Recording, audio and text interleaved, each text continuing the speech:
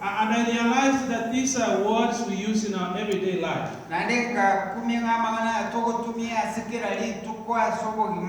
So it was easier for me because I understand what it means to reform in order to fit. When I came to the US for the first time, there were so many things I had to learn in order to conform and be assimilated to society. That was some kind of information in my life. So to reform, like we said on Wednesday when we are here, is to make changes. Be it social, political, or economical. To improve, to revive, to mend, to rehabilitate. All those words, they mean the same thing. So the question you ought to ask yourself, which I'm asking myself, is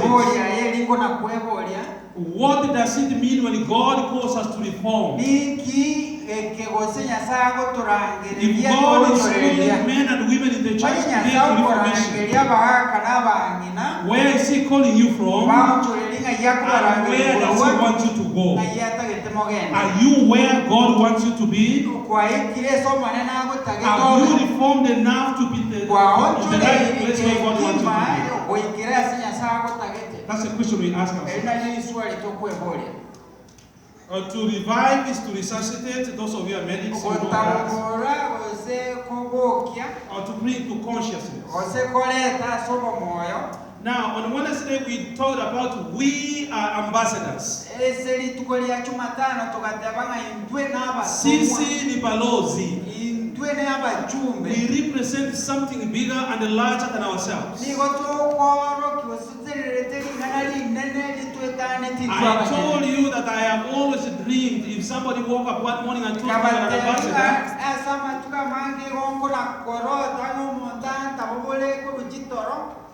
and somebody gives me an ambassadorial assignment, I'll be very happy. Because that's it, you are representing your country in a foreign country. Everything about your culture, your music, your food, you stand for your country. You are proud to represent your country in a foreign country. And I know that most people in the congregations are Kenyans. So if you are the Kenyan ambassador to the US,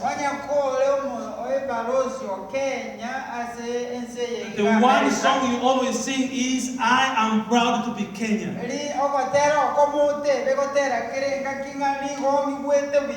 I eat Kenyan, drink Kenyan, dress Kenyan, read Kenyan. I am Kenyan in and out.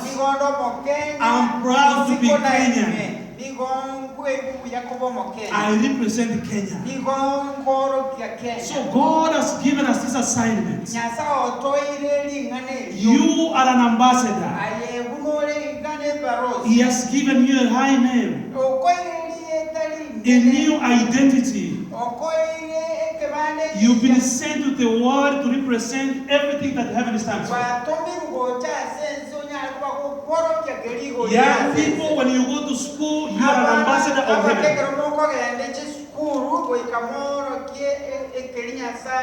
When you are away from mommy and daddy in college, you are an ambassador of heaven.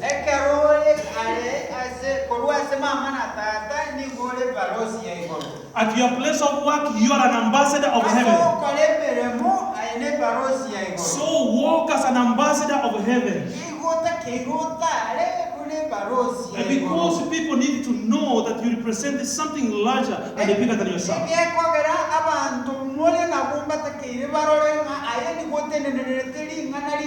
Have you lived the true spirit of your calling?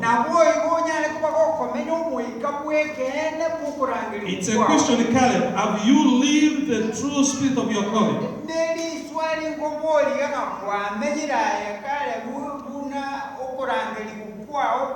And we did talk about the generosity of God. A God who is so generous, who gives without measure. And in the beginning we found Adam and Eve naked in the garden. And God comes and he slaughters a lamb and covers their nakedness. So that someday, pointing forward to so many years to come,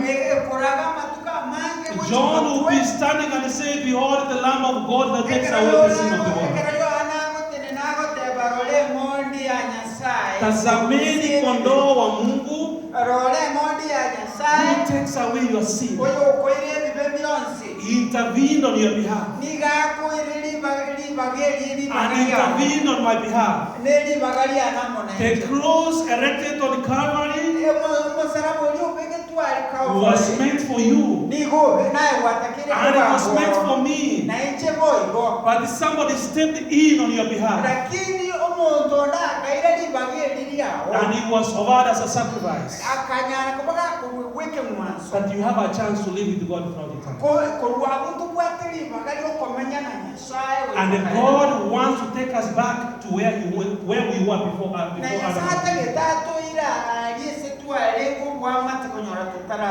Get out of his way. Tokeni njiani mwake. That's what we started on yesterday. That God will not be able to accomplish anything in your life and in my life. God will never be able to do anything in your family. God will never be able to do anything in this church unless we give him room. We must step out of his way. And we say that we have to raise our cups metaphorically.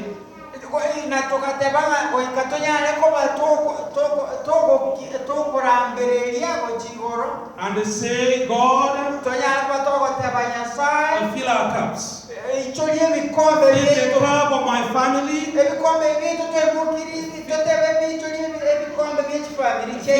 Fill the cup of our church. Fill the cups of our children. There's nothing we can do without you. We must get out of God's way. In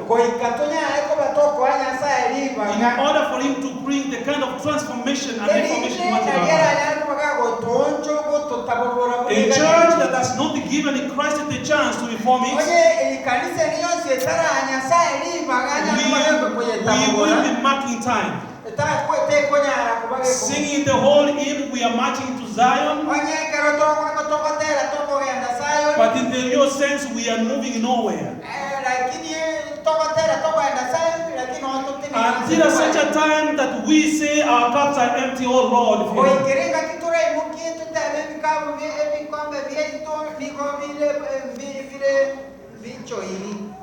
And we visited the story, the narrative of Jairus, a man who wanted healing for his daughter. But unfortunately, he had a prescription for his own problem. And Jesus said, if you have a solution for your own problem, go ahead until you hit the rock bottom, and you are broken, and spent, and empty. At such a point when you cry and say, oh Lord, help me, I'm sinking, then Jesus will intervene. You wake up from the boat, raise up his hand and say, peace be still. He's always there. He's been standing there, waiting and knocking. If only we can give him a chance to reform our churches. If only we can give him a chance to reform our leadership. Wherever he has the voice and opens the door, I will come in and dine with him. And come with me. And it will bear much fruit. And the power to reform comes from God himself. There is nothing you can do by yourself. Nothing I can do by myself. We must totally depend on God to reform us. As it was with the prophet Elisha. And last night we did some chemistry. We reminded ourselves from our high school chemistry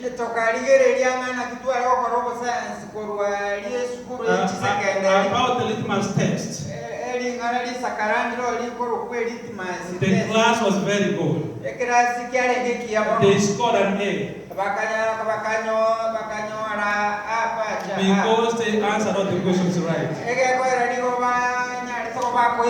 The only way you can tell the difference between sulfuric and ammonium, you can't do what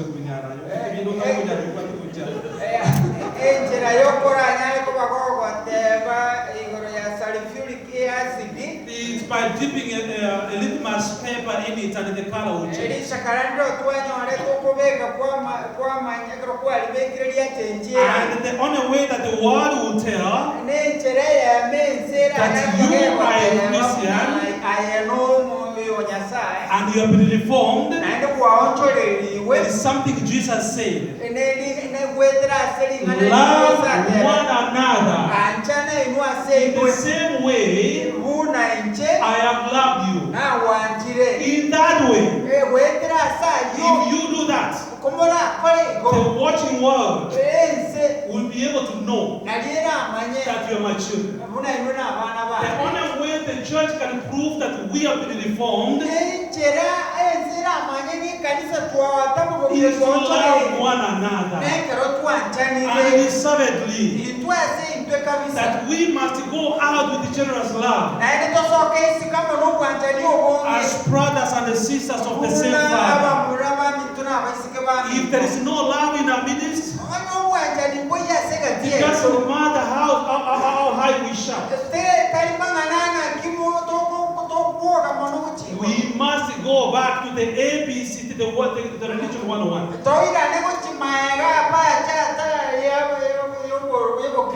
And learn to love one.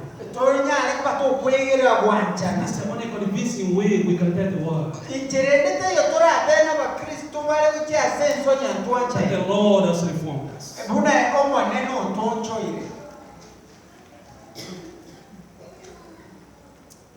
Transformed by His presence.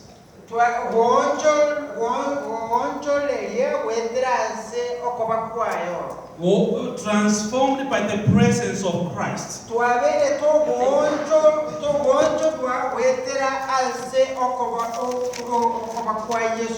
That's what we are talking about.